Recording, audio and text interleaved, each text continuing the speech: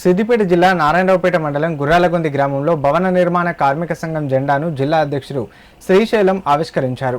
ఈ సందర్భంగా మాట్లాడిన ఆయన గ్రామాన భవన నిర్మాణ కార్మికుల జెండా ఆవిష్కరణ కార్యక్రమాలు చేపడతామని తెలిపారు. భవన నిర్మాణ కార్మికులు ఎంత కష్టం చేసినా వారి బతుకులు మారడం లేదని ఆవేదన వ్యక్తం చేశారు.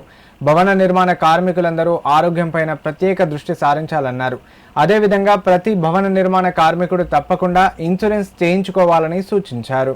జిల్లాలో ఉన్నటువంటి మండలాల అధ్యక్షులకు గ్రామాల అధ్యక్షులకు తెలియనిది ఏమనగా మరి ఈ రోజే మొదలైంది మన జెండా.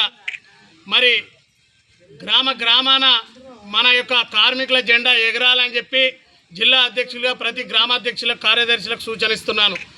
మరి మనం ఇన్నేళ్ల నుండి అన్ని జెండాలు పట్టుకొని తిరుగుతున్నాం. మరి మన జెండా కూడా మరి అడుగున పడిపోతుంది. మన జెండాలు ఇవ్వాలంటే ప్రతి గ్రామంలో మన జెండా రెపరెపలు ఆడాలని చెప్పి గ్రామ శాఖ అధ్యక్షులకు కార్మికులకు తెలియజేస్తున్నాను. ఎందుకనంటే మన జెండా ఎగిరిన నాడే మన కార్మికుల యొక్క హక్కులు సాధనకై ముందుకు పోతాం. ఇలా రెక్కాడితే డొక్కాడని మన కార్మికులను మరి ఓటు రూపంగానే వాడుకుంటాను తప్ప. ఎందుకంటున్నా ఈ విషయం అని అంటే మరి ఇవాళ గతంలో బీఆర్ఎస్ ప్రభుత్వం ఉన్నప్పుడు కూడా గౌరవ మాజీ మంత్రివర్యులు హరీష్ అన్నను కూడా తీసుకొచ్చుకున్నాం మన సభకు.